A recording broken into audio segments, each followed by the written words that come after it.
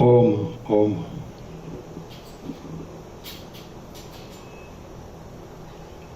ओम परम चिदाकार परम ज्योति अखंड ज्योति महाचिदाकाश स्वयं प्रकाश संपूर्ण प्रकाश पूर्ण ब्रह्म अनंत तेजघन अनंत चितघन परमाकाश केवल अनंत शुद्ध तेजघन परमाकाश अखिलात्मा पूर्ण ब्रह्म परमात्मा परम चिदाकाश परम ज्योति अखंड ज्योति अनंत पूर्ण परम चिदाकाश परम शांति स्वयं सिद्ध स्वयं प्रकाश स्वयं पूर्ण स्वस्वरूप यही सब कुछ है, इसके सिवा कुछ नहीं है।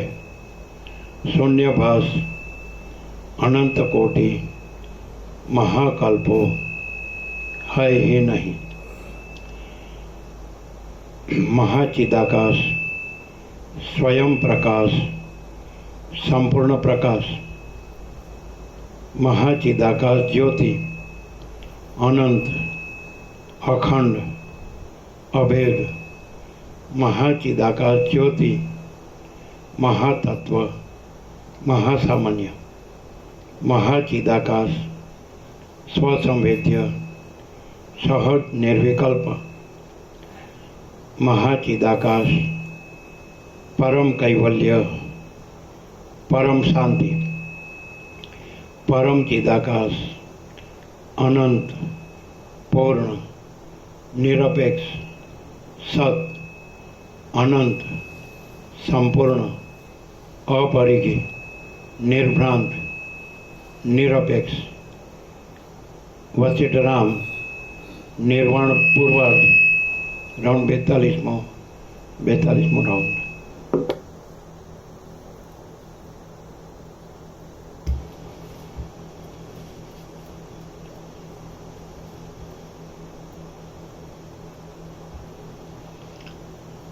आद्य परब्रह्म सद्गुरु देव की जय। ओम श्री परमात्मने नमः। सद्ग्रंथों में शिरोमणि श्री योगवासिष्ठ महारामायण निर्वाण प्रकरण पूर्वार्ध सर्ग 31मो पेज नंबर 906 पेज नंबर 906 सर्ग 31मो। आ 31માં સર્ગમાં જીવપણા આદિનો નિષેધ કરીને શુદ્ધ ચૈતન્ય દેખાડવામાં આવશે। શુદ્ધ ચૈતન્ય નિદર્શન। સદાશિવ બોલ્યા, હે વશિષ્ઠ મુનિ, જેમ સ્વપ્નમાં પીધેલી મદિરાના જ્ઞાનમાં પડેલી સ્ત્રી હું દુઃખવાળી છું એવી ભાવનાથી ખોટા દુઃખને જ મેળવી લે છે, તેમ અજ્ઞાનમાં પડેલી ચૈતન્ય શક્તિ હું વિકલ્પોવાળી છું એવી ભાવનાથી મિથ્યાભૂત જીવપણાને તથા જગતપણાને મેળવી લે છે। જેમ મદિરાના મદ વગેરેથી ફરી ગયેલી બુદ્ધિવાળી મુગ્ધા સ્ત્રી પોતે જીવતી છતાં પણ હું મરી ગઈ છું એમ માનીને રડે છે, તેમ અજ્ઞાનથી સ્વરૂપને ભૂલેલી જીવ શક્તિ નષ્ટ ન થયા છતાં પણ હું નષ્ટ છું એમ માનીને રડે છે। જેમ જેમ કારણ વિના અકસ્માત વિપરીત થયેલી બુદ્ધિવાળી સ્ત્રી ભમતા પદાર્થને પણ સ્થિર દેખે છે, તેમ અહંતાના બ્રહ્મા પડેલી જીવ શક્તિ અસ્થિર જગતને પણ સ્થિર દેખે છે।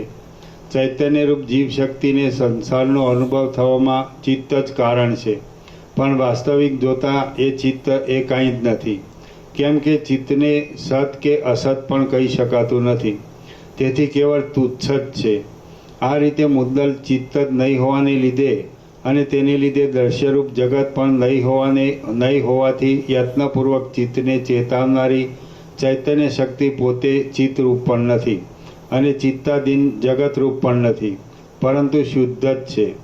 જેમ પથરામાં તેલ નથી તેમ ચૈતન્ય શક્તિમાં દ્રશ્ય દર્શન કે દ્રષ્ટાપણું નથી. જેમ ચંદ્રમાં કાળાપણું નથી તેમ ચૈતન્ય શક્તિમાં કર્તા કર્મ કે કરણપણું નથી. જેમ આકાશમાં નવા અંકુર નથી તેમ ચૈતન્ય શક્તિમાં પ્રમાતા પ્રમાણ કે પ્રમેયપણું નથી. જેમ નંદનવનમાં ખેરનું ઝાડ નથી તેમ ચૈતન્ય શક્તિમાં બુદ્ધિ બોધ આપનાર કે બોધવ્યપણું નથી. જેમ આકાશમાં પર્વતપણું નથી તેમ ચૈતન્ય શક્તિમાં હું તું કે તેપણું વગેરે નથી. જેમ કાજળમાં શંખપણું નથી તેમ ચૈતન્ય શક્તિમાં પોતાનું કે અન્યનું દેહપણું નથી. જેમ પરમાણુમાં મેરુ પર્વતો નથી તેમ ચૈતન્ય શક્તિમાં દ્વૈત કે અદ્વૈત નથી. જેમ અત્યંત ખારી ધરતીમાં લતા થતી નથી તેમ ચૈતન્ય શક્તિમાં નામ કે રૂપ નથી. જેમ સૂર્યમંડળમાં રાત્રિ નથી તેમ ચૈતન્ય શક્તિમાં કરવાલાયક કે નહીં કરવાલાયક કંઈ નથી. જેમ હિમમાં ઉષ્ણતા નથી તેમ ચૈતન્ય શક્તિમાં વસ્તુનો ધર્મ કે વસ્તુ ન હોવાનો ધર્મ પણ નથી. જેમ શિલાના ગર્ભમાં વૃક્ષ નથી તેમ ચૈતન્ય શક્તિમાં શૂન્યતા કે અશૂન્યતા નથી. જેમ આકાશમાં શૂન્યતા અને અશૂન્યતા એ બંનેનો વિચાર કરતા કેવળપણારૂપ અને સ્વરૂપની સ્વચ્છતા જ બાકી રહે છે તેમ ચૈતન્ય શક્તિમાં પણ શૂન્યતા અને અશૂન્યતા એ બંનેનો વિચાર કરતા કેવળપણારૂપ સ્વચ્છતા જ બાકી રહે છે. જીવશક્તિ ચૈતન્ય હિરણ્યગર્ભના ચિત્તથી પ્રગટ થઈ છે એટલે તેને સંસારરૂપ દુઃખ પ્રાપ્ત થયું છે એમ નથી, પણ કેવળ સંસારની ભાવના માત્રથી સંસારરૂપ દુઃખ પ્રાપ્ત થયું છે. જ્ઞાની પુરુષ સંસારની ભાવના ત્યજી દે છે કે તરત જ તેનો સંસારરૂપ અનર્થ શાંત થઈ જાય છે. અજ્ઞાની પુરુષ સંસારની ભાવનાને ત્યજી દેતો નથી, તેથી તેને સંસાર દુઃખદાયી થઈ પડે છે. ખડ પણ નથી અને ત્રૈલોક્ય પણ નથી એવી ભાવના કરવી તે તો પોતાને આધીન છે. છતાં એવી ભાવના નહીં કરવાથી અને સંસારની જ ભાવના કરવાથી અજ્ઞાનીઓ સંસારરૂપી રોગને કદી પણ મટાડી શકતા નથી. સંસારની ભાવનાનો ત્યાગ અતિ સુલભ હોવા છતાં પણ જો તેને માટે પ્રયત્ન કરવામાં ન આવે તો તે ત્યાગ કેમ જ થાય? જે વસ્તુ અતિ સુલભ હોય તેની માટે પણ જો કંઈ પ્રયત્ન કરવામાં ન આવે તો તે વસ્તુ ક્યાં અને કેવી રીતે મળે? જે સર્વવ્યાપક ચૈતન્ય છે તે અદ્વિતીય, નિર્વિકલ્પ, પરમ, એક જ, સર્વથી પર, અતિ સ્વચ્છ અને સૂર્ય આદિ તેજોને પણ પ્રકાશ આપનાર છે.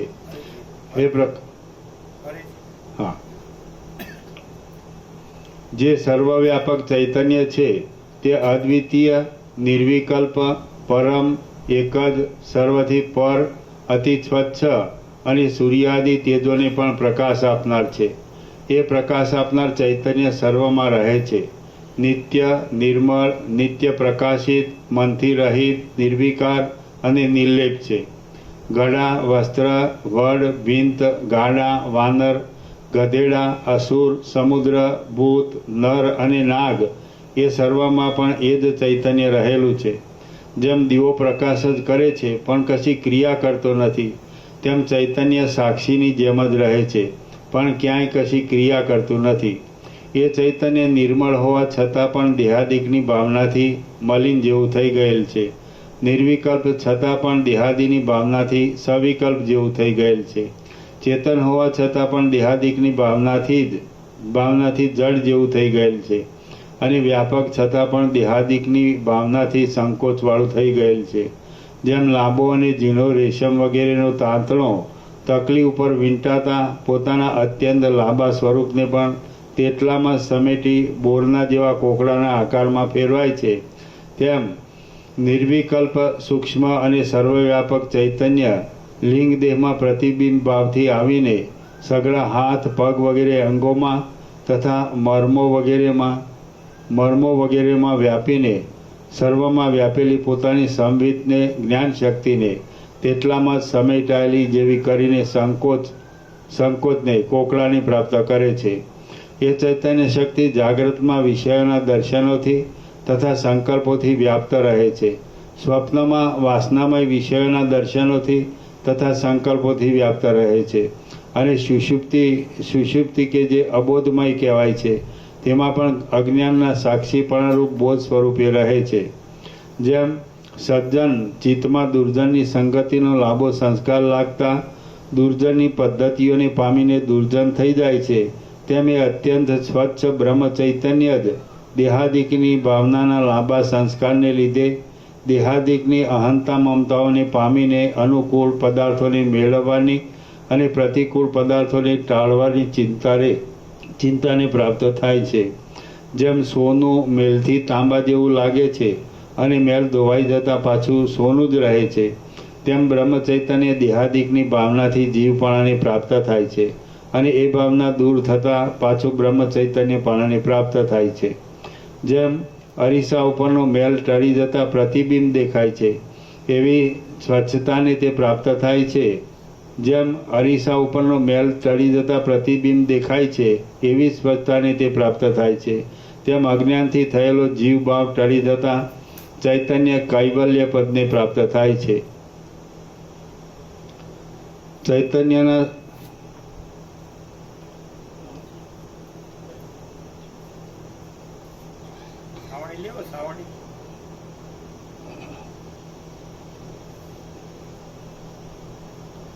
નીચે ગયો છે એની નહીં પેલાની તમે ઉભા છો એ નથી પણ ખેતમાં અહીંયા નીચે આની નીચે હશે તો પછી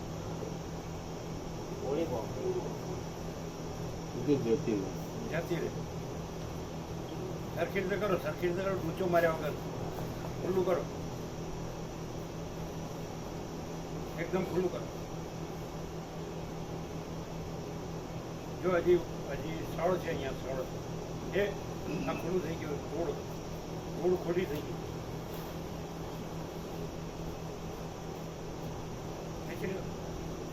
ધૂળ ઢાંકો, ધૂળ ઢાંકો. અરે આ ધૂળ ખોટી થઈ ગઈ.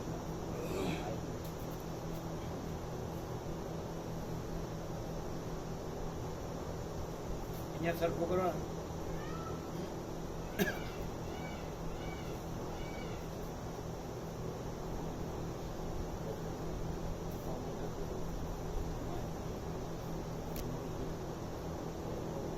ચલો.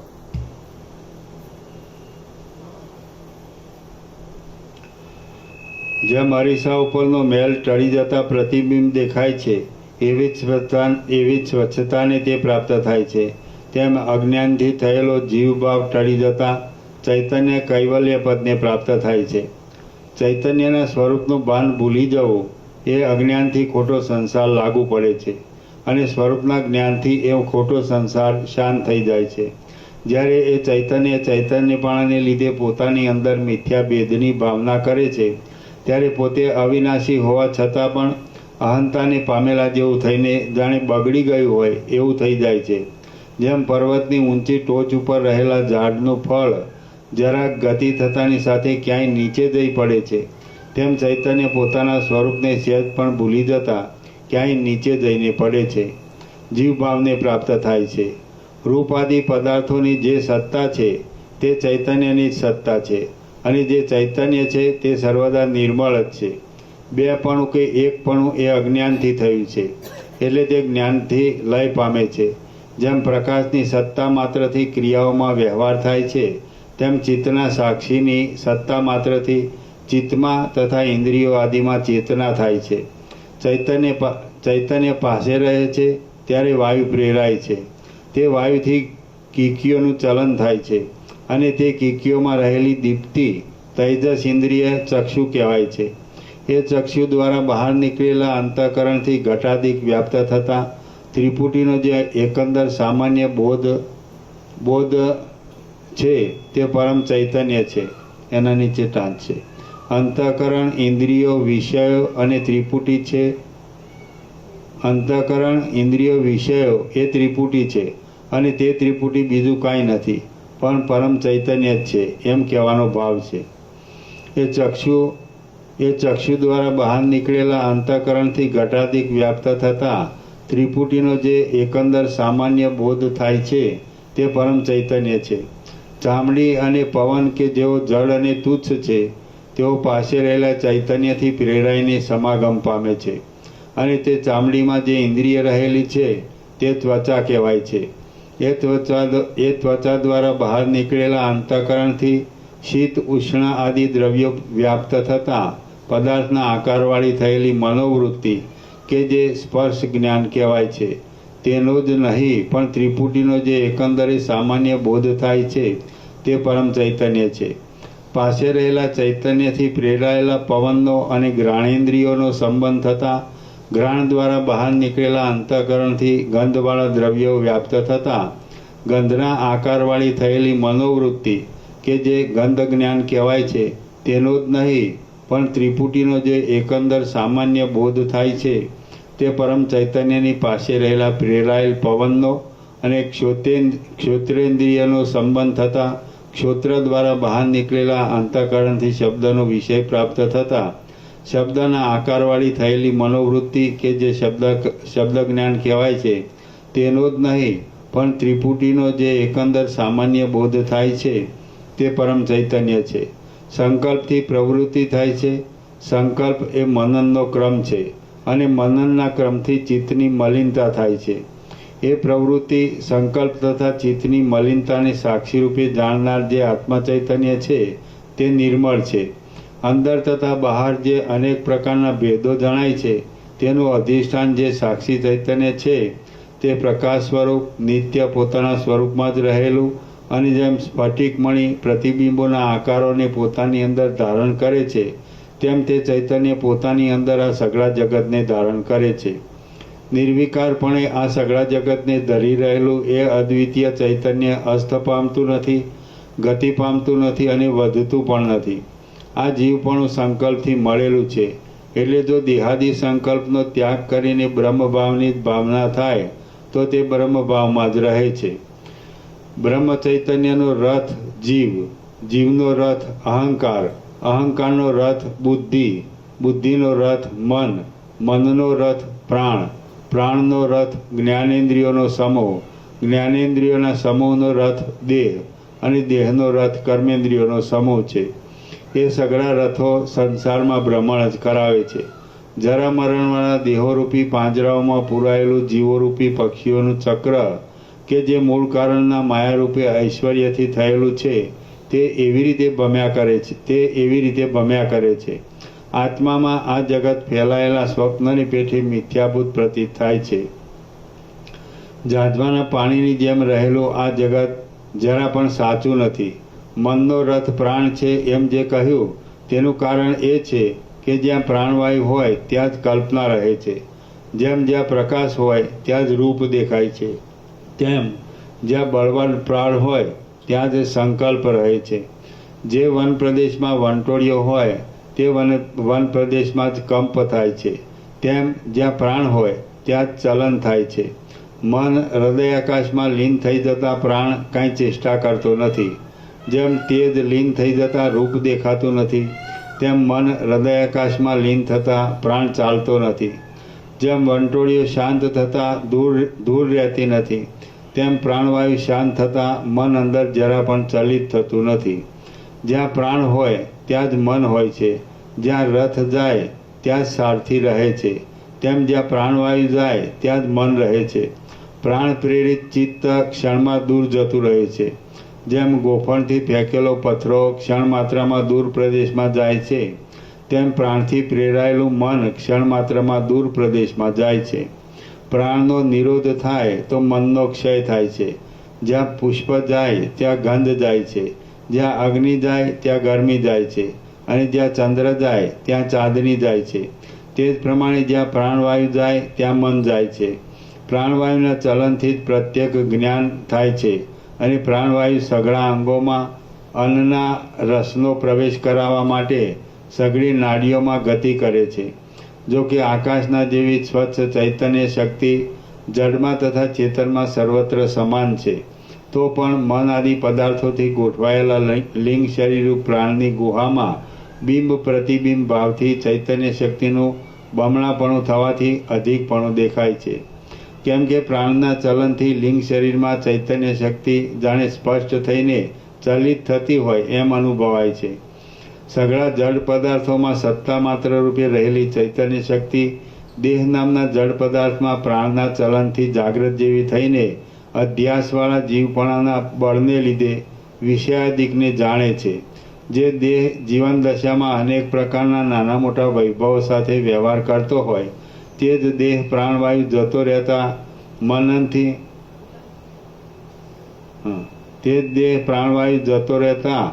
મનથી રહિત થવાથી તરત ચલન વગરનો થઈ જાય છે.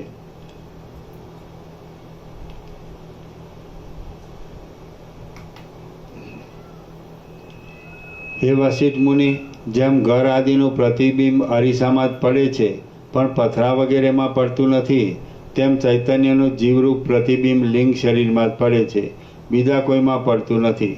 સઘળા કાર્યોના મુખ્ય કારણરૂપ જે મન છે તેને જ લિંગ શરીર સમજો. બીજા આચાર્યોએ એ મનને જ શિષ્યોને સરળતાથી સમજાવવા માટે આ નગરી આદિ જુદા જુદા નામોથી તથા પ્રકારોથી કહ્યું છે. કલ્પનાઓથી ભરપૂર આ સઘળું દ્રશ્યજાળ ચૈતન્યમાં જ ઉદય પામે છે, રહે છે અને લય પામે છે એમ પાકી રીતે આપણા અનુભવમાં આવે છે અને મન જ દેહરૂપ થઈને ભમ્યા કરે છે એ પણ નિશ્ચય છે. એટલા માટે જે કાંઈ આ જગત છે તે સઘળું પરમ ચૈતન્ય રૂપ જ છે, તેથી જુદું નથી એમ સમજો. શ્રી યોગ વાસિષ્ઠ મહારામાયણમાં નિર્વાણ પ્રકરણના પૂર્વાર્ધનો શુદ્ધ ચૈતન્ય નિદર્શન નામનો સર્ગ 31મો સમાપ્ત. સર્ગ 32મો. આ 32મા સર્ગમાં લિંગ શરીરમાં આવેલું ચૈતન્ય કે જે રીતે દેહાદિકને ચલાવે છે અને જે રીતે દેહાંતરમાં જાય છે તે સઘળું કહેવામાં આવશે. ચૈતન્યની દેહાદિકમાં સ્થિતિ. સદાશિવ બોલ્યા, હે વશિષ્ઠ મુનિ, પ્રાણીઓના લિંગ શરીરમાં પેઠેલી એ ચૈતન્ય શક્તિ શી રીતે આ લોક સંબંધી તથા પરલોક સંબંધી કાર્યો કરે છે તથા શી રીતે બ્રાહ્મણ આદિ નામોને પ્રાપ્ત થાય છે અને શી રીતે દેહાદિકની ગતિ કરે છે એ વિશે કહું છું તે સાંભળો. બ્રહ્મની અનાદિ માયારૂપ શક્તિ પોતાના આશ્રયભૂત બ્રહ્મને આવરણથી નહીં જેવું કરી નાખીને અનાદિકાળથી માંડીને સંચયને લીધે અત્યંત પુષ્ટ થયેલા વિચિત્ર વાસનાવાળા કાયિક, વાચિક તથા માનસિક એવા અનેક કર્મોથી લિંગ શરીર રૂપે પરિણામ પામીને બ્રહ્મની સત્તાથી તથા પોતાના સ્વભાવથી ચૈતન્યપણારૂપ તથા જળપણારૂપ એ બંને સ્વભાવને પ્રાપ્ત થઈને વ્યવહારને લાયક થઈને જ્ઞાનેન્દ્રિય તથા કર્મેન્દ્રિય આદિની પરંપરાથી સંસાર રૂપે નાચે છે. હે વશિષ્ઠ મુનિ, માયારૂપ કલંકવાળું એ બ્રહ્મ ચૈતન્ય ગંધર્વનગરના જેવા આ જગતને માયાનો વિચાર નહીં કરવાથી ઉત્પન્ન કરે છે અને વિચારથી નષ્ટ કરે છે. જો ચિત્તાદિ ન હોય તો દેહ ભીંતની જેમ મૂંગો રહે છે. ચિત્તાદિ હોવાને લીધે દેહ આકાશમાં ફેંકાયેલા પથરાની પેટે ચેષ્ટાઓ કરે છે. જેમ ચુંબક નિકટ હોવાને લીધે અત્યંત જડ લોઢું ચેષ્ટા કરે છે, તેમ જીવ સર્વવ્યાપક બ્રહ્મના સામીપ્યથી વ્યાપારો કરે છે. જેમ બ્રહ્મ કેવળ દ્રવ્યનું જ નહીં પણ રૂપાદિકના પ્રતિબિંબનું ગ્રહણ કરે છે, તેમ લિંગ શરીરે ગ્રહણ કરેલું બ્રહ્મ પોતે દ્રવ્ય ન હોવા છતાં પણ તેના પ્રતિબિંબથી જ આ જીવ અત્યંત સ્ફુરે છે.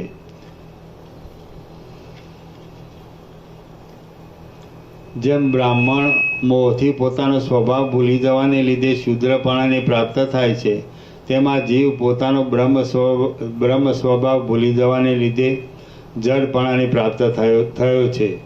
જેમ હરિશ્ચંદ્ર આદિ મહાત્માઓ પણ મોહથી ચિત્તનો વિભ્રમ થવાને લીધે દીનપણાને પ્રાપ્ત થયા હતા, તેમ જીવ પોતાના બ્રહ્મ સ્વભાવને ભૂલી જવાથી મલિનપણા આદિને પ્રાપ્ત થયેલ છે. જેમ તરંગોની પંક્તિ જળને ગતિ આપે છે, તેમ પ્રાણના એકપણાને પામીને જળ તથા પરવશ થયેલો જીવ દેહાદિકને ગતિ આપે છે. જેમ ષડરૂપ ઉપાધિને પરવશ થયેલો વાયુ વહાણમાં રહેલા પથરાઓને ગતિ આપે છે, તેમ લિંગ શરીરરૂપ ઉપાધિને પરવશ થયેલો અને તેથી દીન તથા ક્રિયા કરનાર બનેલો મનન શક્તિવાળો જીવ દેહોરૂપી યંત્રોને ગતિ આપે છે. હે વશિષ્ઠ મુનિ, પરમાત્માએ શરીરરૂપી ગાડાઓને ખેંચવા માટે મન તથા પ્રાણરૂપી બે મજબૂત બળદ બનાવેલા છે. ચૈતન્ય જળ જીવ બની મનરૂપી રથમાં બેઠેલું છે, જેને પ્રાણરૂપી ઘોડાઓ ખેંચે છે. તે જીવ જાગૃતિમાં અને સ્વપ્નમાં અનેક પદાર્થોને પકડે છે અને ગાઢ નિદ્રામાં પદાર્થો દૂર થવાને લીધે અવિદ્યારૂપ અંધકારમાં પડ્યું રહે છે. અને તેમ છતાં પણ જેમ તરંગ જળપણાને છોડતો નથી તેમ પોતાના વાસ્તવિક સ્વરૂપને છોડતું નથી. એ જીવ ચૈતન્ય જ વ્યવહારિક તથા પ્રાતિભાષિક પદાર્થો રૂપે ચારે બાજુ ઉદય પામે છે.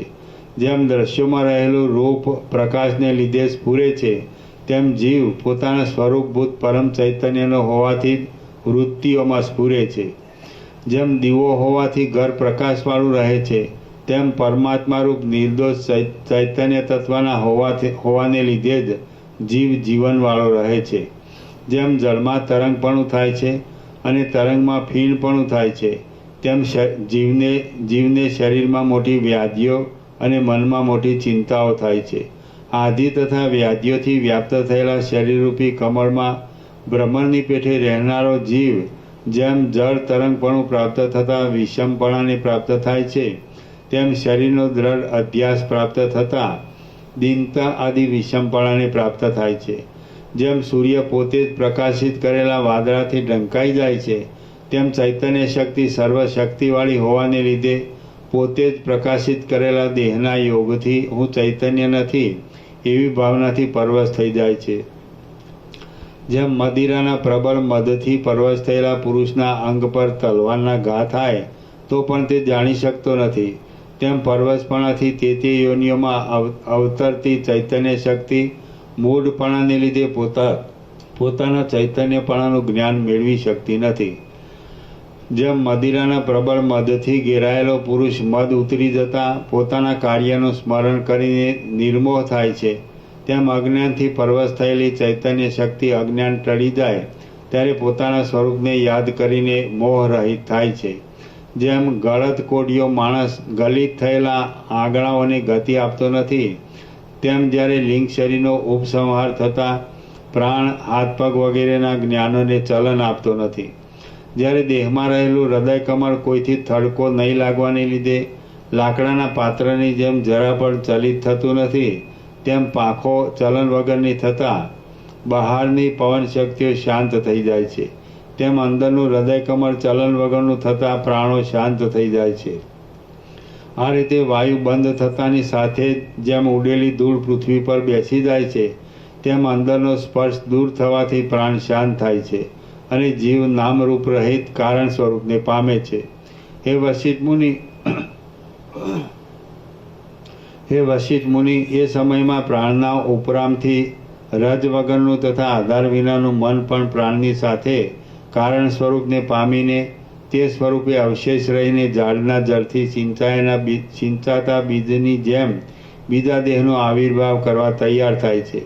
આ રીતે ચારે બાજુથી સઘળા કારણો દૂર થવાથી લિંગ શરીર ચલન વગરનું થતાં દેહ નિર્બળ થઈને પડી જાય છે. લિંગ શરીર ચલન વગરનું થતાં દેહ નિર્બળ થઈને પડી જાય છે. લિંગ શરીરનું ચલન હૃદય કમળના ચલનથી થાય છે. હૃદય કમળનું ચલન તે પહેલાંની ભોગતાપણા આદિના સ્મરણરૂપ વાસનાઓના ચલનથી થાય છે અને વાસનાઓનું ચલન સ્વરૂપના અજ્ઞાનને લીધે ચૈતન્યમાં થયેલા દ્રશ્યાકાર સ્ફુરણથી થાય છે. હૃદય કમળના ચલનથી લિંગ શરીરનું ચલન થાય છે અને હૃદય કમળરૂપી યંત્રનું ચલન રોકાયાથી લિંગ શરીરનું ચલન રોકાઈ જાય છે. હે વશિષ્ઠ મુનિ, જ્યાં સુધી દેહમાં લિંગ શરીર હોય ત્યાં સુધી દેહ જીવતો કહેવાય છે અને લિંગ શરીર શાંત થાય ત્યારે દેહ મરી ગયેલો કહેવાય છે.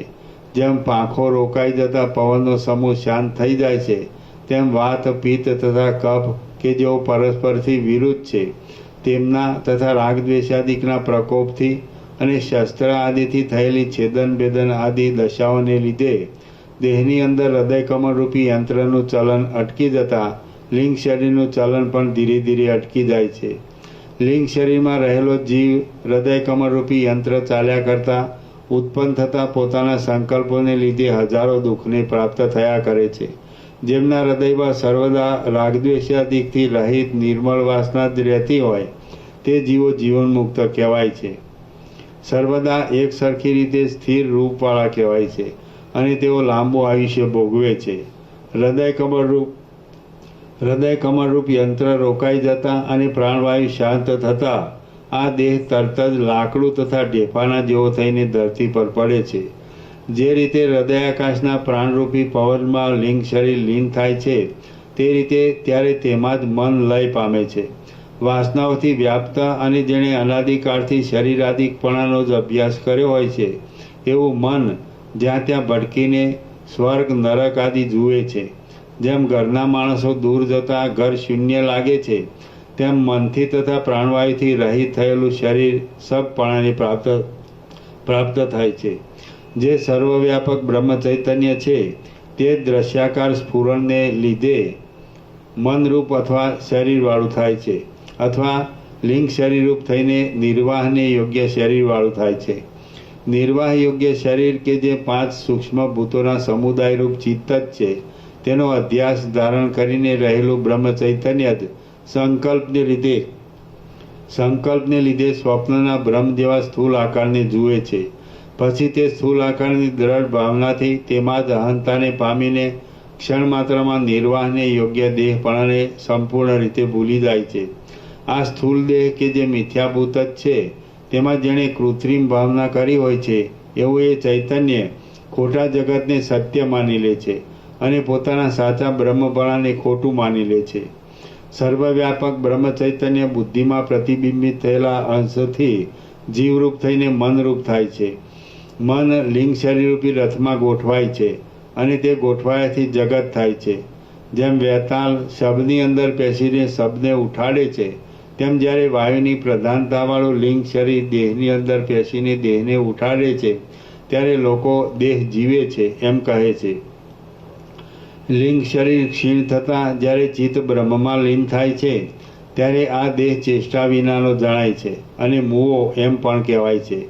જીવ પોતાના સ્વભાવરૂપ અજર તથા અમર બ્રહ્મપણાને ભૂલીને પરવશ થાય છે અને જેમ પાંદડું કાળને લીધે સુકાઈ જાય છે તેમ અશક્ત બની જાય છે.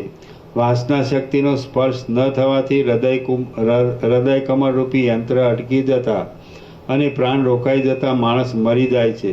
એ વસિષ્ઠ મુનિ, જેમ ઝાડના જુદા જુદા નવા થતા પાંદડા કાળની ગતિથી ખરી પડે છે તેમ જીવોના નવા થતા જુદા જુદા શરીરો કાળની ગતિથી નષ્ટ થયા કરે છે.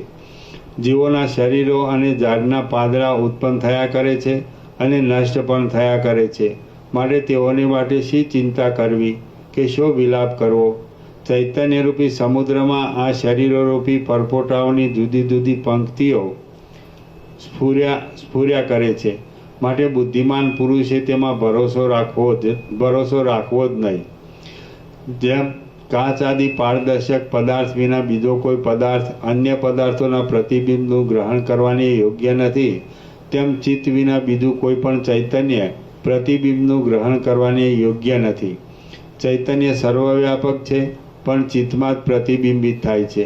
ભરપૂર ચૈતન્યરૂપ નિર્મળ આકાશમાં પુનર્જન્મમાં કરેલા કર્મોના પરિણામોરૂપ અનિર્વચનીય ઉપરથી જ સારી લાગે છે એવી અને અનેક પ્રકારના પોકારોવાળી જીવ તથા જગતરૂપ કલ્પનાઓ જન્મ મરણ ઇત્યાદિની ભ્રાંતિઓથી આત્માને મૂઢ બનાવી દેવા માટે અને તપાસવા માટે જ પ્રતીત થાય છે. શ્રી યોગ વાસિષ્ઠ મહારામાયણમાં નિર્વાણ પ્રકરણના પૂર્વાર્ધનો દેહપાત વિચાર નામનો સર્ગ 32મો સમાપ્ત. સર્ગ 33મો. આ 33મા સર્ગમાં જીવ તથા જગતરૂપ ભેદો મોહથી કલ્પાયેલા હોવાને લીધે સૂક્ષ્મ વિચાર કરતાં ટકી શકતા જ નથી એ વિશેની યુક્તિઓ કહેવામાં આવશે. દ્વૈત નિવારણની યુક્તિઓ. વશિષ્ઠ બોલ્યા, મુકુટમાં અર્ધચંદ્રને ધારણ કરનારા હે સદાશિવ, ચૈતન્ય તત્વ કે જે સઘળા આકારોથી રહિત છે, ભરપૂર છે અને સજાતીય વિજાતીય તથા સ્વગત એ 3 ભેદોથી રહિત છે, તેને જીવરૂપ સજાતીય અને જળ જગતરૂપ વિજાતીય ભેદ કેવી રીતે થયો? એના નીચે ટાંચ છે. એક ગાય બીજી ગાયથી જુદી પડે તે સજાતીય ભેદ, એક ગાય ભેંસથી જુદી પડે તે વિજાતીય ભેદ અને તે ગાય પોતાના અંગના અવયવોથી જુદી પડે તે સ્વગત ભેદ કહેવાય છે. બ્રહ્મ આ 3 ભેદથી રહિત છે.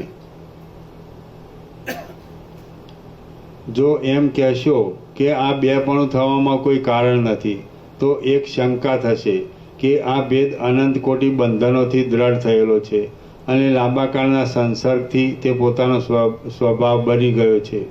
એટલે તત્વજ્ઞાન મળવા છતાં પણ દુઃખનો સર્વનાશ થશે નહીં, કારણ કે તત્વજ્ઞાન બહારથી નવું જ આવે છે. સદાશિવ બોલ્યા, બ્રહ્મ વ્યવહારની દ્રષ્ટિથી સર્વશક્તિવાળું છે અને પરમાર્થ દ્રષ્ટિથી એક સત્તારૂપ જ છે. એ વ્યવસ્થાથી બે દ્રષ્ટિઓનો સ્વીકાર કરીએ તો પણ દ્વિત્વ તથા એકત્વરૂપ કલા કે જે સર્વશક્તિના એક દેશરૂપ છે તેમાંથી ઉઠેલી તમારી શંકા નિર્મૂળ જ છે. સંસારના બેપણાનો આરોપ વ્યવહાર દ્રષ્ટિથી કરવામાં આવે છે અને ભેદનો નિષેધ પરમાર્થ દ્રષ્ટિથી કરવામાં આવે છે. એકનો અભાવ છે, તેથી એકપણા તથા બેપણાનો અભાવ છે. એક વિના બીજું નથી. એકતાની વાત કાંઈ બીજું હોયા વિના થતી નથી. એ બંને પરસ્પરની અપેક્ષાવાળા હોવાથી સરખા જ છે. જેમ દ્વિત્વ મિથ્યા છે તેમ એકત્વરૂપ ધર્મ પણ જો ચૈતન્ય તત્વથી જુદો માનવામાં આવે તો ચૈતન્યના એક રસપણાનો વિરોધ થાય છે. માટે એકત્વ પણ મિથ્યા જ છે.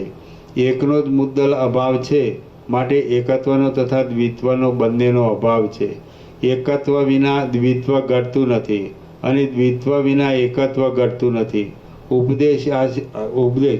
ઉપદેશ આદિ વ્યવહારને માટે વ્યવહાર દ્રષ્ટિનું તથા પરમાર્થ દ્રષ્ટિનું મિશ્રણ કરવામાં આવે છે. તો પણ બે પ્રકારની સત્તા માનવામાં આવવાથી પારમાર્થિક સત્તાવાળા બ્રહ્મમાં વ્યવહારિક સત્તાવાળા જીવ તથા જગતરૂપ દ્વૈતનો કશો વિરોધ નથી. જેમ બીજથી આરંભીને ફળ સુધીના પદાર્થો પોતામાં સરખી રીતે રહેલા એક દ્રવ્યમય જ છે, તેથી તે એક દ્રવ્યમાં જ બીજાદિરૂપ જુદાપણાની કલ્પના થયેલી છે. તેમ સઘળા કાર્યકારણો પોતામાં સરખી રીતે રહેલા બ્રહ્મરૂપ જ છે, તેથી તે બ્રહ્મમાં જ કાર્યકારણ આદિરૂપ જુદાપણાની કલ્પના થયેલી છે. માટે કશો ભેદ છે જ નહીં.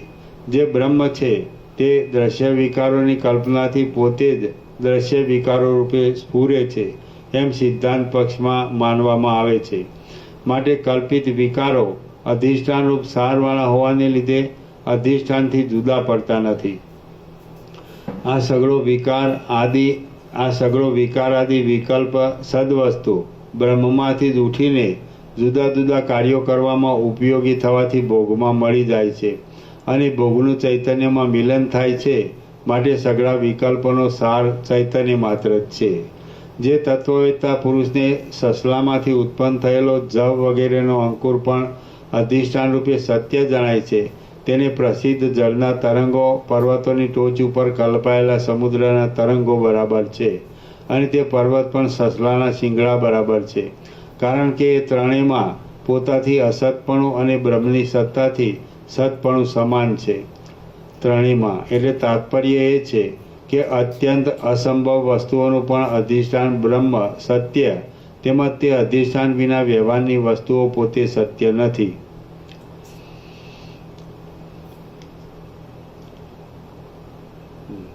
જે તત્વવેત્તા પુરુષને સસલામાંથી ઉત્પન્ન થયેલો જવ વગેરેનો અંકુર પણ અધિષ્ઠાન રૂપે સત્ય જણાય છે, તેને પ્રસિદ્ધ જળના તરંગો પર્વતોની ટોચ ઉપર કલ્પાયેલા સમુદ્રના તરંગો બરાબર છે અને તે પર્વત પણ સસલાના શિંગડા બરાબર છે. કારણ કે એ ત્રણેયમાં પોતાથી અસતપણું અને બ્રહ્મની સત્તાથી સતપણું સમાન છે. જળ તરંગાદિક વ્યાવહારિક પદાર્થો છે.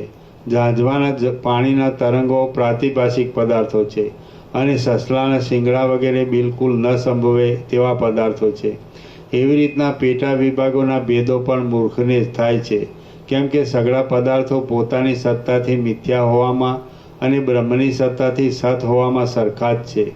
પરસ્પરથી વિલક્ષણ જણાતા જગત સંબંધી સઘળા પદાર્થોને તત્વબોધ એક પ્રકારના કરી નાખે છે.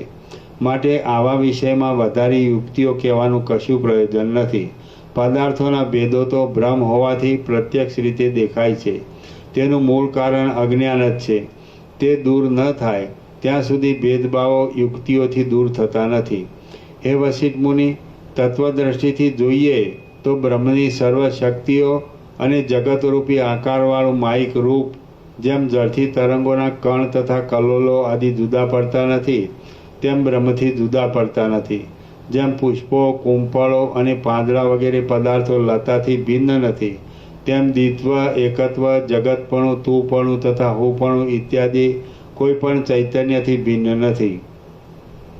દેશ, કાળ તથા વિકારાદિ જે કોઈ ભેદ ચૈતન્યમાં પ્રતીત થાય છે તે પોતાથી અસત છે અને ચૈતન્યની સત્તાથી સત છે. માટે ચૈતન્યમાં દ્વિત્વ કેમ આવ્યું એવી રીતનું તમારું પૂછવું જ ઘટતું નથી. ચૈતન્યમાં દ્વિત્વ મુદ્દલ આવી જ નથી. દેશ, કાળ, ક્રિયા અને નિયમ ઇત્યાદિ શક્તિઓ ચૈતન્યથી જ સત્તા પામેલી છે, માટે ચૈતન્ય રૂપ જ છે. જેમ લહરી તથા કલ્લોલાદિ જે કાંઈ છે તે સગળું જળ જ છે, તેમ ચિત્ત, વિષયો, ચિત્તની ચેષ્ટાઓ અને બ્રહ્મથી માંડીને ઝાડના ઠૂઠા સુધીના સગળા પદાર્થો તથા નામો ચૈતન્ય જ છે. જેમાં તરંગો મુદ્દલ સંભવતા જ નથી એવા પરમ ચૈતન્યરૂપ મહાસાગરમાં તરંગની જેમ જે વિવર થાય છે તે જ દ્રશ્યનો સંબંધ છે. એ જ પરબ્રહ્મ, સત્ય, ઈશ્વર, શિવ, શૂન્ય, એક અને પરમાત્મા ઇત્યાદિ નામોથી કહેવામાં આવે છે. એ પ્રમાણે રૂપો તથા નામોથી પર જે પરમાત્માનું નિર્મળ રૂપ છે તે જ વાસ્તવિક રીતે મારું તત્વ છે. આ જે આકાર જોવામાં આવે છે તે હું નથી. મારા તત્વને મન કે વાણી પહોંચી શકે એમ નથી. જે કાંઈ આ જગત જોવામાં આવે છે તે મહાચૈતન્યરૂપી લતાના ફળ, પુષ્પ તથા પલ્લવ વગેરે રૂપ છે. એ લતાથી કાંઈ પણ ભિન્ન નથી, કેમ કે તેમાં કલ્પાયેલા હોવાને લીધે તેના જ છે. જીવપણું તથા જગતપણું કે જેઓ ખોટા જ છે તેઓ વિશે વિવેકને માટે પૂછતા હો તો સાંભળો કે એ ચૈતન્ય જ્યારે અવિદ્યારૂપ વિચિત્ર રંગવાળા ચશ્માને ધારણ કરે છે ત્યારે જીવ એ નામવાળું થઈને જેમ ચંદ્ર બેપણાને દેખે તેમ જીવપણાને તથા જગતપણાને દેખે છે અને પોતાના સંકલ્પથી જ હું જડ છું એવી ભાવના કરીને પોતાથી જ પોતાના જ વિકલ્પોથી ભરેલા દેહાદિકપણાને પ્રાપ્ત થયેલા જેવું થાય છે. પોતે જો કે નિષ્કલંક રૂપી જ રહેલ છે તો પણ પોતાના કલ્પિત લિંગ શરીર નામના રૂપથી સંસારરૂપ નદીને પામીને ઉપાધિવાળા ચેતનથી જ જીવથી જ ચેતનવાળું થાય છે. પોતે ચૈતન્યરૂપ છતાં દ્રઢ ભાવનાથી લિંગ શરીરમાં એકપણાના અધ્યાસને પામેલા જીવપણાને પામે છે. આ પ્રમાણે ચૈતન્યમય જીવ ચૈતન્ય તત્વના પ્રકાશથી શ્વાસોશ્વાસ આદિ ક્રિયાને પ્રાપ્ત થાય છે. જીવપણાને પામેલું લિંગ શરીર 5 મહાભૂતવાળા સ્થૂળ દેહના સંસ્કારથી યુક્ત થઈને તે સ્થૂળ દેહની પ્રાપ્તિ માટે અન્ન તથા બીદાદિક રૂપ દ્રવ્ય હું છું એવી સારી પેઠે ભાવના કરે છે. એ દ્રવ્ય પ્રાણીના ખાવામાં આવતા તરત વીર્યપણાને પ્રાપ્ત થાય છે. પછી ગર્ભાધાનના ક્રમથી હું પ્રાણવાળો સ્થૂળ દેહ ઉત્પન્ન થયો છું એમ સમજી બેસે છે. અનુભવવાળું બ્રહ્મ જ ઉપર કહેલા અહંતા વગેરે ક્રમથી સ્થૂળ દેહના અનુભવની ભ્રાંતિમાં પડીને ઇન્દ્રિયો આદિથી સ્થાવર જંગમોને જાણે છે અને તેઓની ભાવનાથી પોતે પણ સ્થાવર જંગમ રૂપ થાય છે. કાકતાલીય ન્યાયથી, કાકતાલીય એટલે કાગડાનું બેસવું અને ડાળનું પડવું, તે એટલે અચાનક બનાવ બનવો. કાકતાલીય ન્યાયથી કર્મના યોગરૂપ નિમિત્તથી પૂર્વ યોનિનો દ્રઢ અભ્યાસ જતો રહેતા અને નવી યોનિની વાસનાનો સંબંધ થતાં એક આકારને મૂકીને બીજા આકારને પ્રાપ્ત થાય છે. જેમ માણસને વેતાલનો વિકાર કરવાથી ખુલ્લો વેતાલ મોઢા આગળ ખડો થાય છે, તેમ એકને દ્વિત્વની વાસનાથી દ્વૈત ખડું થાય છે. જેમ પુરુષને હું કશું કરતો નથી એવા સંકલ્પથી કરતાપણું ટળી જાય છે, તેમ આત્માને પણ દ્વૈત નથી જ એમ સમજવાથી દ્વૈત મટી જાય છે. આત્મા એક છતાં તેને દ્વિત્વના સંકલ્પથી દ્વિત્વ પ્રાપ્ત થાય છે. જગત કે જે અનેક છે તેને પણ જો અદ્વિતીયની ભાવના થાય તો દ્વિત્વ નષ્ટ થઈ જાય છે.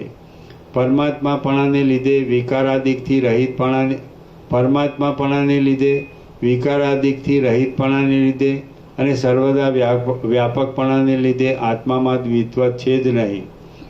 હે વસિષ્ઠ મુનિ, મનોરાજ્ય તથા ગંધર્વનગરની જેમ જે પોતાના સંકલ્પથી મિથ્યા રચાયેલ હોય છે તે સંકલ્પ ન કરવાથી નષ્ટ થઈ જાય છે. સંકલ્પની રચના કરવામાં પરિશ્રમ પડે છે, પણ સંકલ્પનો નાશ કરવામાં પરિશ્રમ પડતો નથી.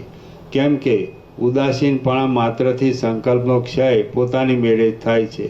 મનોરથથી રચાતી નગરીની સૃષ્ટિમાં સંકલ્પરૂપ કારીગરની જરૂર પડે છે, પણ તે નગરીનો ક્ષય કરવામાં તે કારીગરનો ખપ પડતો નથી. પુષ્ટ થયેલા સંકલ્પથી જે કાંઈ દુઃખ પ્રાપ્ત થયું છે તે સંકલ્પ ટળી જવાથી દૂર થાય છે. તેનો ક્ષય કરવામાં બીજી કશી મહેનત કરવી પડતી નથી.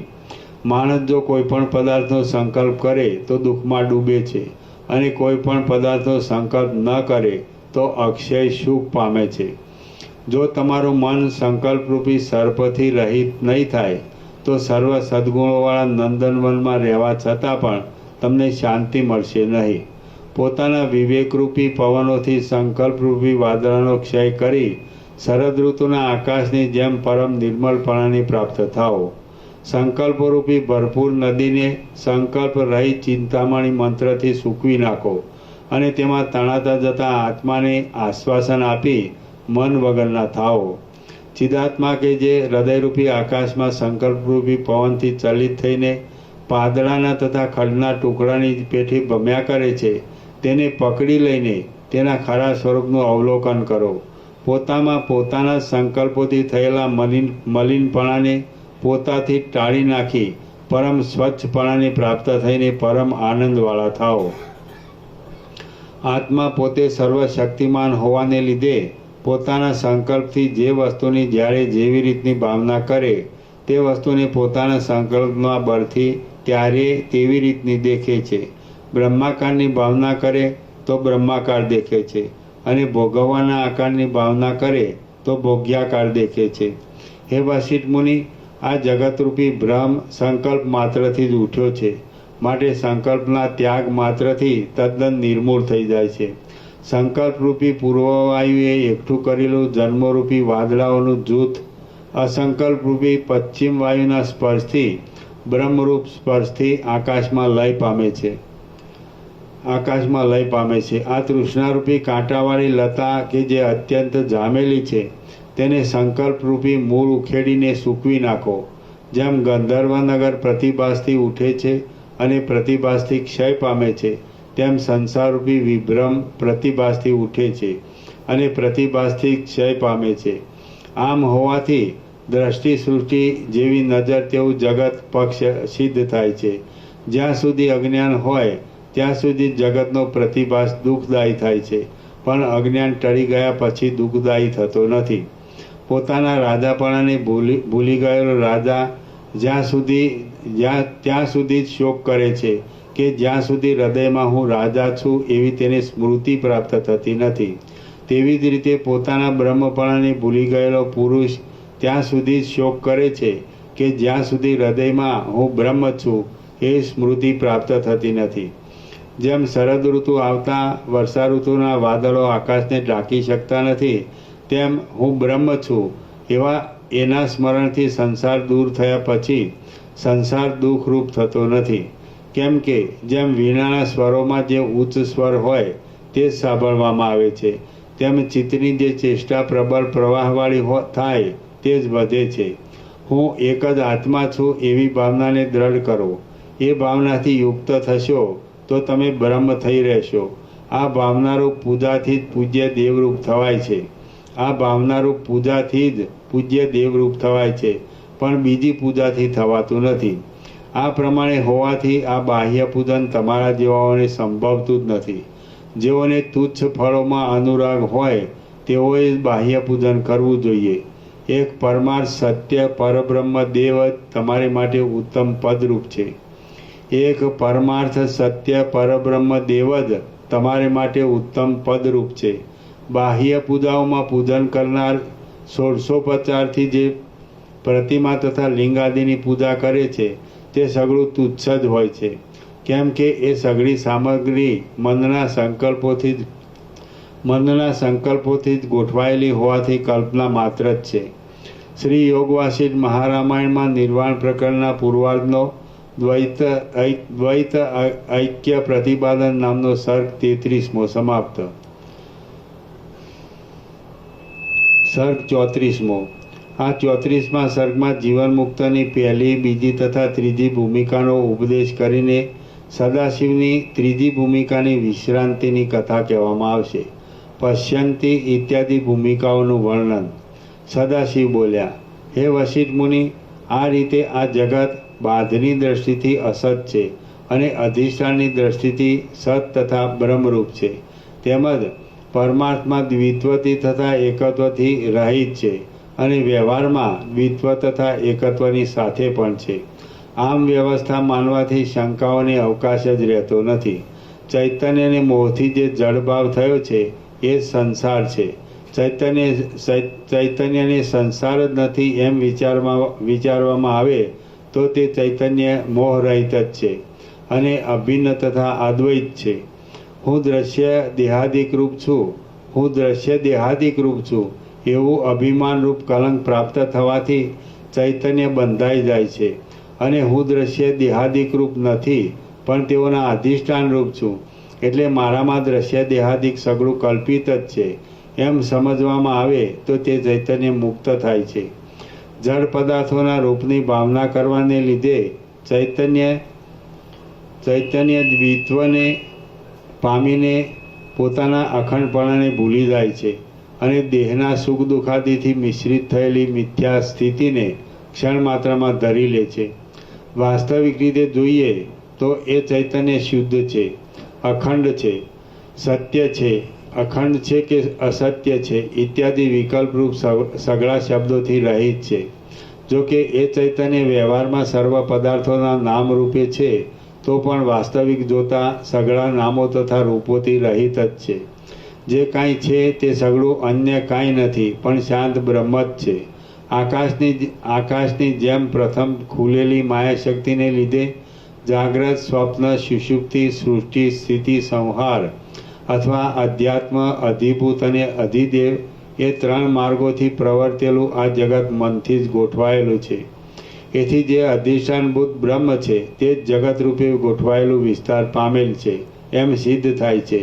વિચારના બળથી ઇન્દ્રિયો તથા અવયવવાળું મન કપાઈ જતા અને સત્યપદના સાક્ષાત્કારથી જગતરૂપી જાળ લય પામી જતા કલ્પનારૂપ હોવાને લીધે મૂળથી જ વિંખાયેલો આ સંસાર છેદાય છે અને જીવનમુક્તની સ્થિતિ પ્રાપ્ત થાય છે. પશ્યંતી, તુર્યા અને તુર્યાતીતા એ નામની ત્રણ ભૂમિકાઓમાં દરજ્જાઓમાં અનુક્રમે જીવનમુક્તની સ્થિતિ થાય છે. તેમાં પશ્યંતી નામની ભૂમિકા પ્રથમ છે. તેને પ્રાપ્ત કરી જીવનમુક્ત પુરુષ શેકેલા બીજની જેમ પોતાના સ્વરૂપને મેળવે છે. જેમ શરદ ઋતુમાં વાદળો દૂર થવાથી આકાશ નિર્મળ થાય તેમ વિષયોની સ્મૃતિ દૂર થતાં મન નિર્મળ બને છે અને વિષયો હોવા છતાં જીવનમુક્ત ચૈતન્ય સ્વભાવમાં રહે છે. તે સર્વની સામાન્ય સત્તા સ્વરૂપને મેળવે છે. તે જીવતા જ સંસારરૂપી મહાસાગર તરી જાય છે. ફરીથી જાગવું ન પડે તેવી સ્વયં પ્રકાશવાળી સુષુપ્તિ અવસ્થાને પ્રાપ્ત કરે છે અને તે જીવનમુક્ત સર્વવ્યાપક પોતાના સ્વરૂપ પદને મેળવી આરામ સેવે છે. સઘળા દ્રશ્યોનો બાદ થતાં અપરોક્ષ દ્રશ્ય માત્ર બાકી રહેવાથી આ પહેલી સ્વરૂપ ભૂમિકા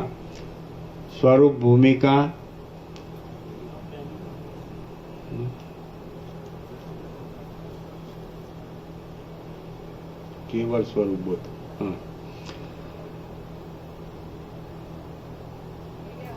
ફરીથી જાગવું ન પડે તેવી સ્વયં પ્રકાશવાળી સુષુપ્તિ અવસ્થાને પ્રાપ્ત કરે છે અને તે જીવનમુક્ત સર્વવ્યાપક પોતાના સ્વરૂપપદને મેળવી આરામ સેવે છે. સઘળા દ્રશ્યોનો બાદ થતાં અપરોક્ષ દ્રશ્ય માત્ર બાકી રહેવાથી આ પહેલી સ્વરૂપ ભૂમિકા કેવળ સ્વરૂપ બોધ પશ્યંતી કહેવાય છે.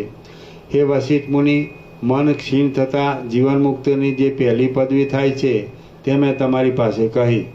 હવે દ્રઢતાને લીધે અત્યંત પવિત્રતાવાળી જીવનમુક્તની બીજી પદવી વિશે કહું છું તે સાંભળો. જ્યારે એ પશ્યંતી ભૂમિકાને જ અભ્યાસને લીધે મનથી રહિત થઈ જાય છે, ચૈતન્ય શક્તિની શાંતિવાળી થાય છે, સૂર્ય, ચંદ્ર, અગ્નિ, વાણી અને ઇન્દ્રિયરૂપ જ્યોતિથી રહિત થઈ જાય, અહંકાર, અજ્ઞાન તથા તેના કાર્યોથી પણ રહિત થઈ જાય, વિસ્તીર્ણ આકાશની જેમ સુંદર થાય, ગાઢી સુષુપ્તિની જેમ બિલાના ગર્ભની ગોઠવણ જેમ સિંધવની અંદર રહેલા રસની જેમ, ગાંઠી સુષુપ્તિની જેમ, બિલાના ગર્ભની ગોઠવણ જેમ સિંધવની અંદર રહેલા રસની જેમ, વાયુની અંદર રહેલી ચલન શક્તિની જેમ તથા પરમ પરિણામ પામીને આકાશમાં રહેલી શૂન્ય શક્તિની જેમ પરમાકાશને, શુદ્ધ આકાશને તથા બ્રહ્મને પામેલી જેવી થઈ, જેમ જળ ચપળતાને છોડી દે, વાયુ લહર ચલનને છોડી દે તથા પુષ્પગુચ્છ સુગંધને છોડી દે, તેમ દ્રશ્ય અંશમાં રહેલી આતુરતા છોડી દે, પોતાથી વિધાન વગરની થાય છે. કાળ તથા વસ્તુની મર્યાદા સંપૂર્ણ રીતે છોડી દઈ કોઈ પણ દ્રશ્યની કલ્પના ન કરે, જડતાવાળી ન રહે, કાંઈ પણ સંબંધવાળી ન રહે, વિસ્તીર્ણ થાય અને કોઈ પણ શબ્દથી ન કહેવાઈ શકાય એવી દેશકાળ આદિના માપથી રહિત મહાસત્તાના પદને પામેલી, જાગ્રત, સ્વપ્ન તથા સુષુપ્તિ અને વિરાટથી હિરણ્યગર્ભ તથા અવ્યાકૃતથી ચોથા અંશ રૂપે સ્પર્શ થતી, નિર્દોષ, નિષ્કલંક અને સર્વ નિમિત્તો, સર્વ કાળો તથા સર્વ દેશોમાં તથા પ્રકાશો તથા આનંદોથી અધિક ઉત્કર્ષવાળી સાક્ષીની પેઠે રહેલી કોઈ સત્તાને ધરે ત્યારે એ તુરિયા નામની જીવન મુક્તની બીજી ભૂમિકા કહેવાય છે. તુરિયા એટલે ચોથી અવસ્થા. જાગ્રત, સ્વપ્ન અને સુષુપ્તિ એ ત્રણ અવસ્થાઓ વ્યવહારની દ્રષ્ટિએ છે. તેથી પર જે સમાધિ દશા પ્રાપ્ત થાય છે તે ચોથી અવસ્થા ગણાય છે. હે સારા નિયમોવાળા અને બ્રહ્મવેત્તાઓમાં ઉત્તમ વશિષ્ઠ મુનિ, આ તમને બીજી ભૂમિકા કહી. હવે ત્રીજી ભૂમિકા કહું છું તે સાંભળો.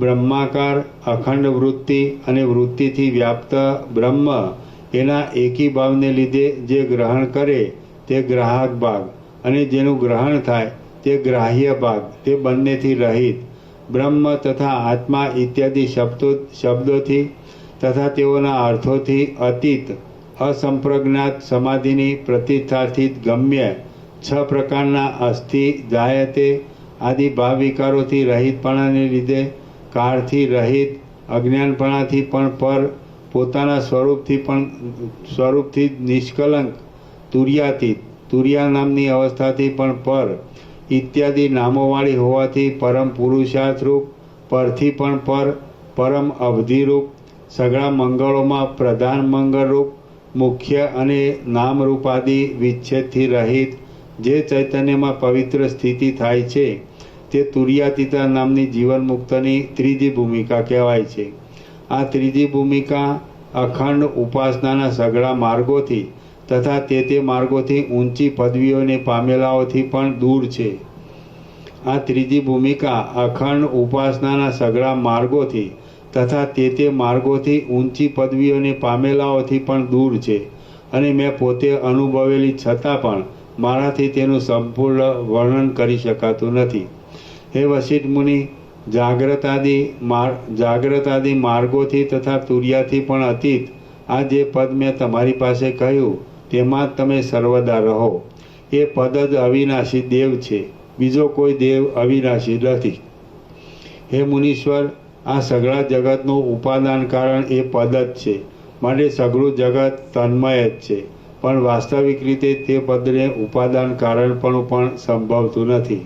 એમ વિચારવાથી આ જગત બ્રહ્મમય નથી પણ મિથ્યા છે એમ સિદ્ધ થાય છે. જે મિથ્યા પદાર્થ હોય તે અધિષ્ઠાનથી ભિન્ન હોય એમ તો સંભવે જ નહીં. જગત કેવળ કલ્પિત હોવાથી અધિષ્ઠાન રૂપ જ છે. માટે અધિષ્ઠાન રૂપે જોઈએ તો જગતથી કાંઈ સૃષ્ટિ પણ થતી નથી અને કાંઈ લય પણ થતો નથી, પરંતુ સઘળું જગત શાંત છે, સઘળા સમ પદાર્થો કરતાં પણ વધારે સમ છે અને સ્વરૂપના ખજાના જેવું જ દેખાય છે. દ્વિત્વ તથા એકત્વથી રહિતપણાને લીધે, સ્વરૂપમાં શોભનો સંભવ ન હોવાને લીધે, અખંડ ચૈતન્યરૂપપણાને લીધે, વિકારો વગેરેથી રહિતપણાને લીધે અને લાંબા કાળ સુધી રહેનારા આકાશાદી નિત્ય પદાર્થો પણ તેની પાસે અનિત્ય હોવાને લીધે તે સ્વરૂપ સિવાય બીજું કાંઈ છે જ નહીં. બાળકોએ મનોરાજ્યથી કલ્પેલા શિલાઓની અંદરના ઘરો કે જેઓને આપણે અસત માનીએ છીએ અને આ પ્રત્યક્ષ દેખાતા જગત સંબંધી પદાર્થો કે જેઓને આપણે સત માનીએ છીએ તેઓ પણ સર્વ વસ્તુતઃ ચિદઘન હોવાને લીધે એમાં જરા પણ ભેદ નથી. જે કાંઈ છે તે સગળું મહામંગલરૂપ, શાંત, વાણીના વિલાસથી અગમ્ય, ઓમકારની અર્ધમાત્રાની નાદબિંદુ શક્તિ તથા શાંતાનંદની માત્રાઓથી ચોથી માત્રારૂપ છે અને એ જ પરમ ગતિ છે. વાલ્મીકી બોલ્યા, સદાશિવ આ પ્રમાણે ઉપદેશ આપતા શબ્દથી પર સંસારના પારરૂપ એક રસ પરિણામના વિકાર વિનાના પરમપદ ચૈતન્યમાં લીન થયા. એટલે વશિષ્ઠ અને પાર્ષદ ગણો પણ તે પદમાં શાંત થયા અને આ પ્રમાણે ચેષ્ટા રહિત થઈ તે બધા વશિષ્ઠના આશ્રમમાં 2 ઘડી રહ્યા. શ્રી યોગ વાસિષ્ઠ મહારામાયણમાં નિર્વાણ પ્રકરણના પૂર્વાર્ધનો પશ્યંતી ઇત્યાદિ ભૂમિકાનું વર્ણન નામનો સર્ગ 34મો સમાપ્ત. સર્ગ 35મો. આ 35મા સર્ગમાં બ્રહ્મા, વિષ્ણુ તથા સદાશિવ આદિ દેવતાઓના પરમ પિતારૂપ જે મોટા દેવ પરમાત્મા છે તે જ પૂજ્યોની પરાકાષ્ઠા છે એમ કહેવામાં આવશે. સર્વોત્કૃષ્ટ પરમાત્માનું વર્ણન. વશિષ્ઠ બોલ્યા, હે રામચંદ્રજી, 2 ઘડીવાર પછી આ રીતે મને બોધ આપીને જેમ સરોવર કમળના વંદને આનંદ આપે તેમ પાર્વતીને આનંદ આપનારા મહાદેવ પોતે સમાધિમાંથી જાગ્રત થયા. જેમ વાદળાના અથવા પૃથ્વી તથા આકાશના પડમાં ઉદય પામેલો કિરણોના સમૂહરૂપ સૂર્ય દિવસને જણાવે છે તેમ ત્રિપુંડધારી સુંદર મુખવાળા મહાદેવના નેત્ર ખોલવાથી તે સમાધિમાંથી જાગ્યા હોય તેમ લાગતું હતું. પછી સદાશિવે મને નીચે પ્રમાણે કહ્યું. સદાશિવ બોલ્યા, હે વશિષ્ઠ મુનિ, તમે પ્રથમ વિચાર કરીને પ્રમાણોથી પ્રત્યેક આત્માના વાસ્તવિક સ્વરૂપનો તરત નિર્ણય કરો અને એ પ્રત્યેક આત્મામાં જેમ પવન રજ આદિથી આકાશમાં મલિનતા કરી નાખે છે તેમ બહિર્મુખ વૃત્તિ પ્રત્યેક આત્માને મલિન કરી અનર્થો ઉત્પન્ન કરે છે. માટે તે જળભાગનો સ્વીકાર કરશો નહીં. જળભાગોની બાબતમાં જે કાંઈ જાણવું જોઈએ તે સગળું તમે જાણી ચૂક્યા છો, તો હવે ભ્રાંતિરૂપ જળભાગોનો વિચાર કરવાનું કશું પ્રયોજન નથી. તત્વવેત્તા પુરુષને ભ્રાંતિરૂપ જળ પદાર્થોમાં લેવા જેવું કે છોડી દેવા જેવું કાંઈ નથી. જળ પદાર્થરૂપ વિકલ્પો કે જેઓ ક્ષણિક સુખ દુઃખોની ખટપટોથી ભરેલા છે તેઓને કાપી નાખવામાં જો તમે તલવારરૂપ થશો તો જ ધીર કહેવાશો. માટે આસ્થા રાખીને ધીર તથા આત્મદ્રષ્ટા થાઓ. દ્રશ્યોના સ્પર્શ વગરના પોતાના ચૈતન્ય આત્મામાં રહેવું એ જ મુખ્ય સંકલ્પ છે. એ સ્થિતિથી રહેવામાં જો તમે અસમર્થ હો તો આત્માના બોધને માટે શ્રવણાદિકમાં અનુકૂળ આવે એવી બાહ્ય દ્રષ્ટિ રાખીને આત્માની પ્રાપ્તિને માટે નિરંતર યત્ન કરો. આત્માની પ્રાપ્તિને માટે મુદ્દલ યત્ન નહીં કરતા બેસી રહેવાથી શું પુરુષાર્થ છે? કશો નથી. સદાશિવે એટલું કહીને અમે દેહાદિક બાહ્ય પદાર્થોમાં તમે દેહાદિક બાહ્ય પદાર્થોમાં આત્મબુદ્ધિવાળા થાઓ નહીં એવા આશયથી મને નીચે પ્રમાણે જણાવ્યું.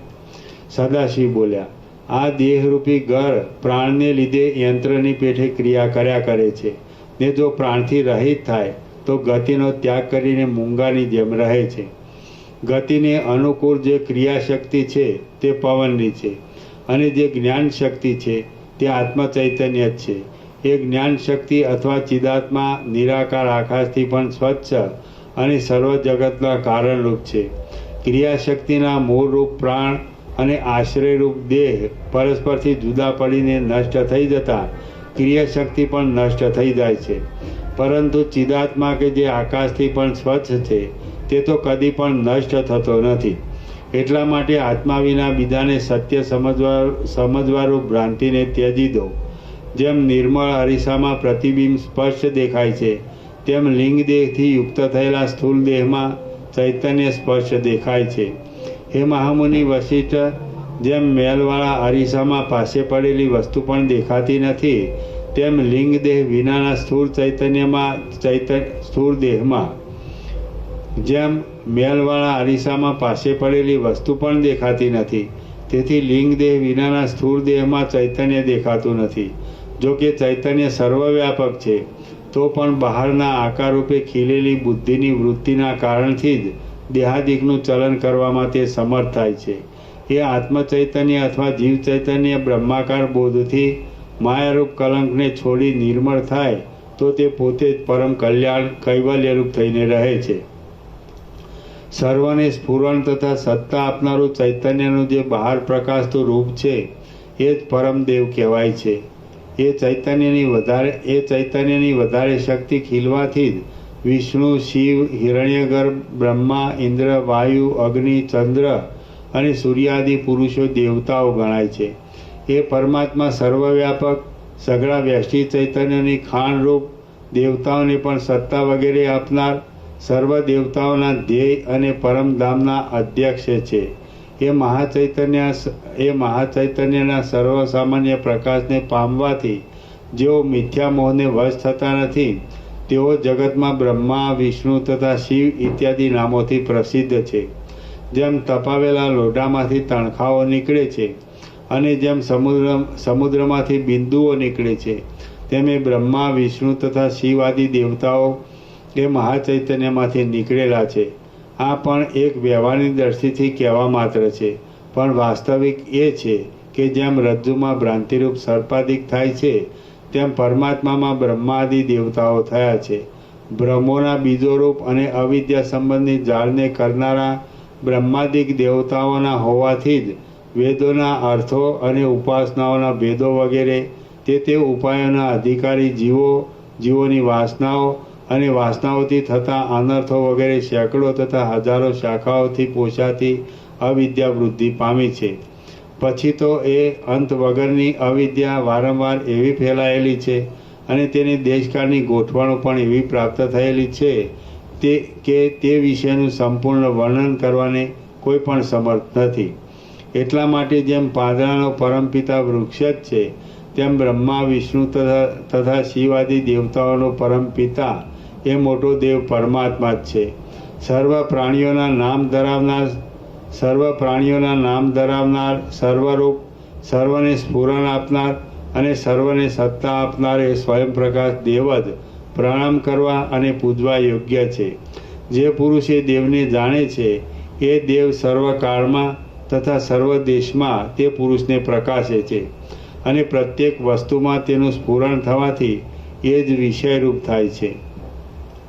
સર્વવ્યાપક અને સર્વદા સ્ફૂર્તિરૂપ હોવાને લીધે એ દેવનું આવાહન વગેરે કરવાની કે તેની માટે મંત્રો ભણવા વગેરેની કશી જરૂર નથી. એ સ્વયંપ્રકાશ દેવ સર્વ વસ્તુઓમાં અને સર્વકાળમાં પાસે જ છે, માટે સર્વત્ર મળે એમ છે. હે વશિષ્ઠ મુનિ, જે વસ્તુનું અવલોકન કરવામાં આવે તે વસ્તુમાંથી એ દેવ મળી આવે છે. વિષયો તેમજ વિષયોના દર્શનો, મનનો અને સાક્ષીના સ્વરૂપોને એ દેવ જ ધરે છે.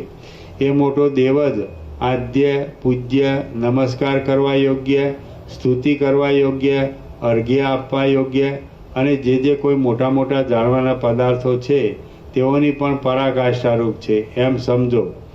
વૃદ્ધાવસ્થા, શોક તથા ભયને મટાડનારા એ દેવનું અવલોકન કરવામાં આવે તો અવલોકન કરનારા પ્રાણીને શેકેલા બીજની જેમ ફરીવાર જન્મ ધરવો પડતો નથી. જાણવામાં આવવાથી સર્વ પ્રાણીઓને અભય દેનાર, આદ્ય, યત્ન વગર સેવી શકાય એવું જન્મરહિત અને પોતામાં જ રહેલું એ પરમાત્મા રૂપ જે પરમ પદ છે તે તમે જ છો. માટે બહારની દ્રષ્ટિઓમાં શા માટે મોહ પામો છો? શ્રી યોગવાસિષ્ઠ મહારામાયણમાં નિર્વાણ પ્રકરણના પૂર્વાર્ધનો સર્વોત્કૃષ્ટ પરમાત્માનું વર્ણન નામનો સર્ગ 35મો સમાપ્ત. ઓમ ઓમ ઓમ. 919.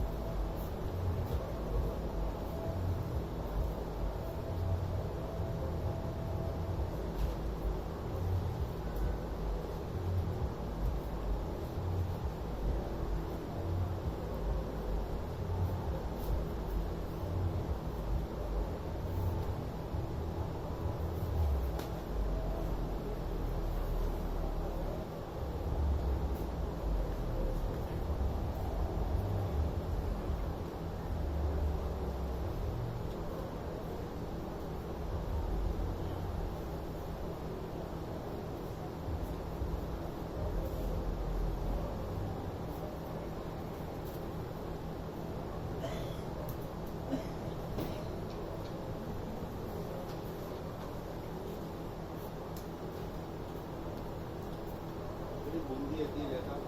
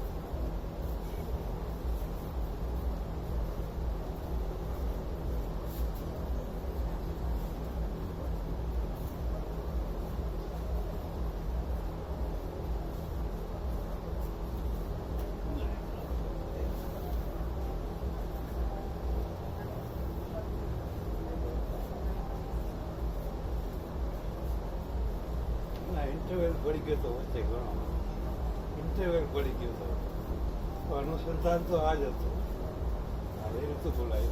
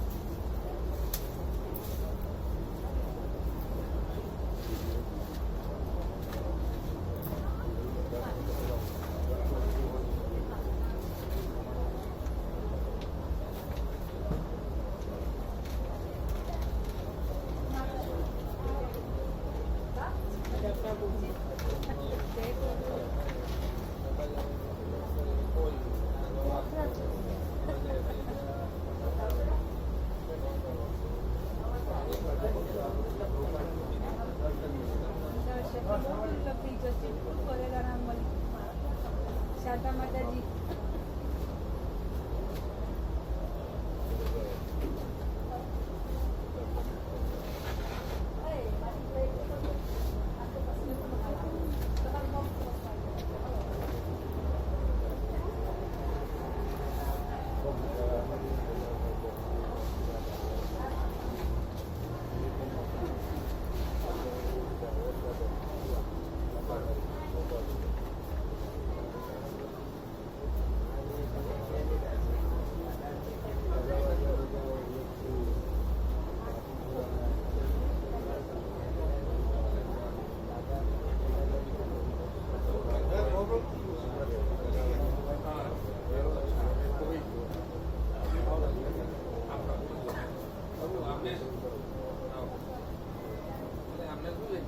જય પ્રભુ ગ્રુપ છે ને એમાં પેલો નાનો મોબાઈલ હતો એટલે પણ હવે ખોઈ ગયો એટલે આ નવો મોબાઈલ આવ્યો મોબાઈલ સુશીલ પ્રભુને કહેવું પડે સુશીલ પ્રભુ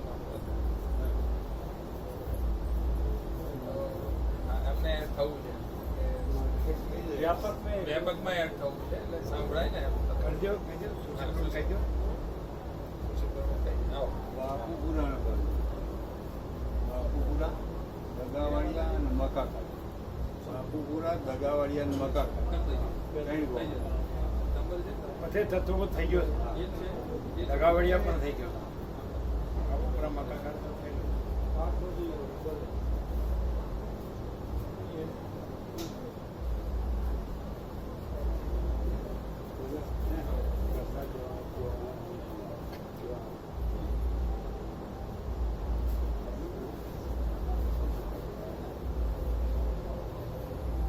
हिंदी का प्रसाद दे दिया सबको हाँ दिया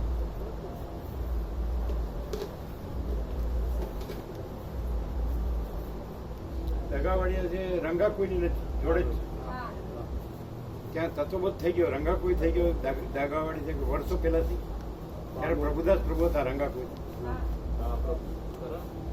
અને દગાવાડિયા છે ને જે એ બાપુપુરા આરપીપીઆઈ ના મામા હતા બાપુપુરા આરપીપીઆઈ ખરા ને એના મામા. દગાવાડિયાના મામા હતા પેલા ફાળી પહેરતા અને મોટી વાડી હતી એમાં તત્વબોધ થતો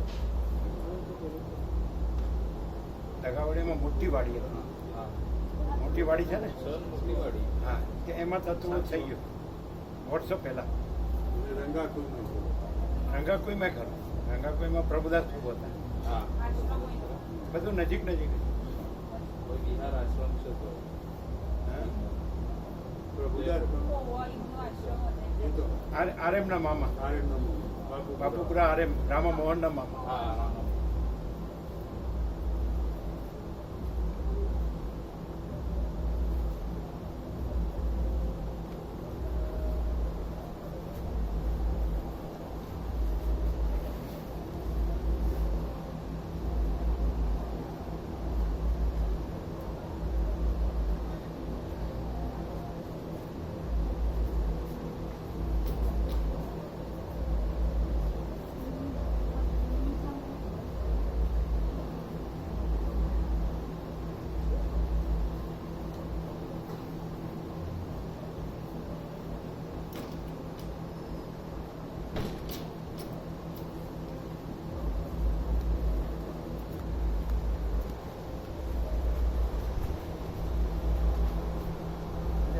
डाली रखी है हाँ लाइट रखी है नई लाइट लगाई आज ही। हाँ, नहीं लगाई हाँ फिर वो रिपेयर में दे दी दूसरी हाँ रिपेयरिंग में दे दी दूसरी रिपेयर में दे दी कि हो गई ये नई है नई लाए थे तो वो रखी है जो पहले लगाई थी ना वो रिपेयरिंग पूरी में लाइन कर दिया क्या नहीं पूरा लाइन किया पूरा लाइन तो नहीं